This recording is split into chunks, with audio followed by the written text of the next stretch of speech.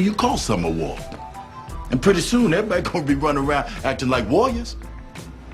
They gonna be running around on a damn crusade, storming corners, slapping on cuffs, racking up body counts. And when you're at war, you need a fucking enemy.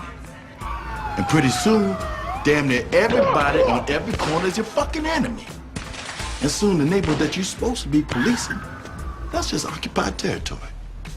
The people most affected by this are black and brown and poor. It's the abandoned inner cores of our urban areas. Economically, we don't need those people. The American economy doesn't need them.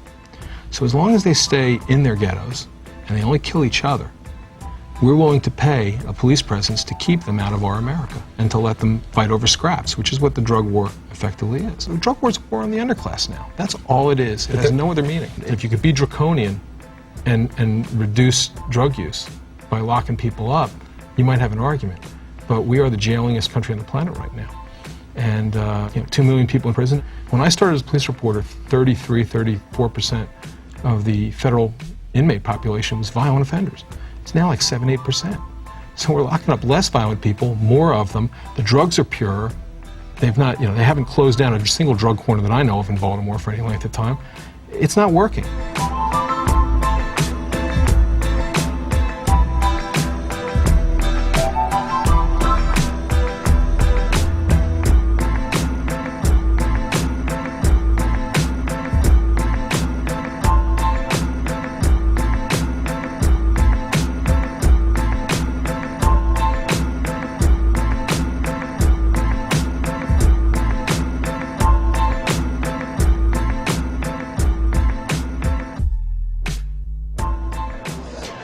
Okay, so it's true. What's true? Drug money funds terrorism. It is true. Okay. Okay. Look, let's say I buy some dope. Let's say. Hypothetical. Let's say. Now, how much of my money actually makes it to the bad guy's hands? A couple of bucks. A few bucks. A few bucks, that's it. Peanuts. So what you're saying is it's okay to support terrorism a little. Did I say that? This is your brain. It's the sure sign of a good time. Just right taste of Bud Light. Here we go. Look, a window. Oh, what's that funny smell? I hate to suggest this, but my guess would be marijuana, an unlawful substance. Serious risks include blood clots, stroke, and heart attack, so women, especially over 35, shouldn't smoke because it increases these risks. Well, you could. Try the great Pilsner taste of a triple hops brewed Miller Lite. Taste greatness. I wish you didn't smoke weed. You're not the same when you smoke. And I miss my friend. May increase the chance of heart attack or stroke, which can lead to death. I got some stuff you just gotta try. What is it? Pot. You know, marijuana. Oh, well, I don't know. What are you, chicken? Joey's in a jam. What should he do?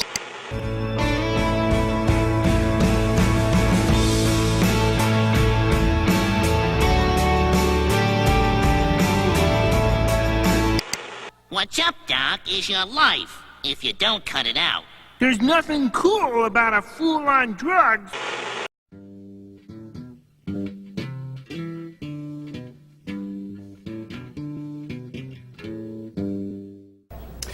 I'm 44 years old. I occasionally smoke marijuana. The idea that the government would violently interact with me in the privacy of my home in a country where tobacco is legal and kills 400,000 people, a country where alcohol is legal, a country where hundreds of thousands of pharmaceutical drugs are available by a doctor's recommendation, how much possible sense does it make that in 2010, we're in our 73rd year of marijuana prohibition? I could smoke every nanogram of marijuana in the District of Columbia, and I would just simply have very dry mouth and have to want to get something to eat immediately afterwards. If I drank 10 or 20 fluid ounces of anything over 100 proof, I'm dead. We have 800,000 Americans arrested last year simply for possessing a joint. That's almost 40% of all drug arrests. We're spending $10 to $20 billion a year to enforce marijuana laws when instead we could be earning $10 to $20 billion in tax revenue. When people say that if you make marijuana legal, it's going to make it more available to kids, I say look at the evidence. 3 national polls consistently show that young people say it's easier to buy marijuana today than it is to buy alcohol. So if we make marijuana legal, we'll reduce by hundreds of thousands the unnecessary arrests. We'll reduce taxpayer money down the drain by tens of billions. We'll bring in much needed revenue. Young people will not be at risk because the laws have failed so far. Seems to me it's a win-win-win all around. What is so bad is the war on marijuana, putting people in prison. They can be caught using drugs for the 3rd time, never committing a violent act, and putting them in prison for life. And yet rapists and murderers can get out. And if you think of all that expenses, you're talking about hundreds of billions of dollars that get spent on this. And people usually who get sent to prison for nonviolent drug use come out as violent criminals. So it makes no sense. Those problems accelerated in 1971 when Richard Nixon pronounced drugs public enemy #1 and declared all-out war on them. Since then, we've spent $1 trillion prosecuting the drug war. Right. And we have to ask, I think, what do we have to show for it? Yeah, drugs are more readily available at lower prices and higher levels of potency, greater access to our children than at any other time. It's an abysmal failure.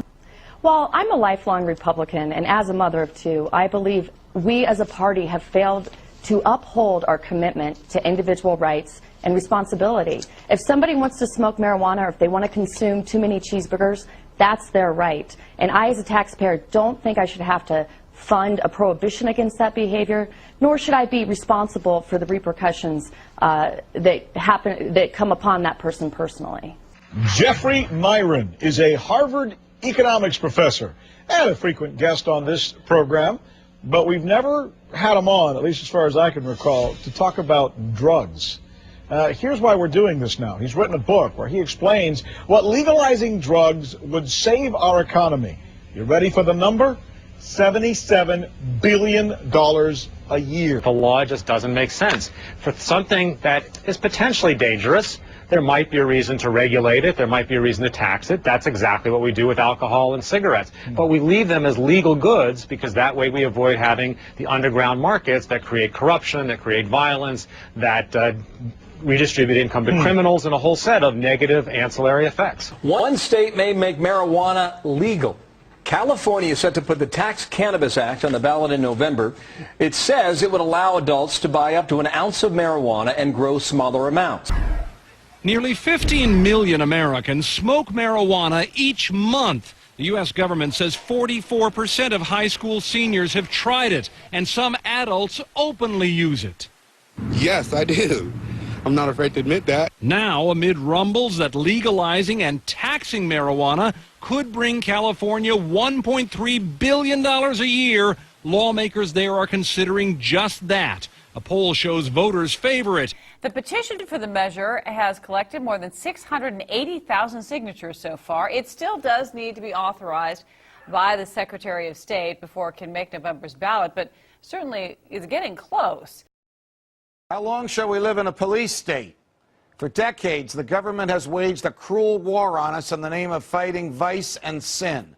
The war on drugs has affected millions of lives and destroyed thousands of families and burned billions of taxpayer dollars and made the streets more dangerous because of the government's unconstitutional and ill-conceived efforts to attempt to regulate private human behavior.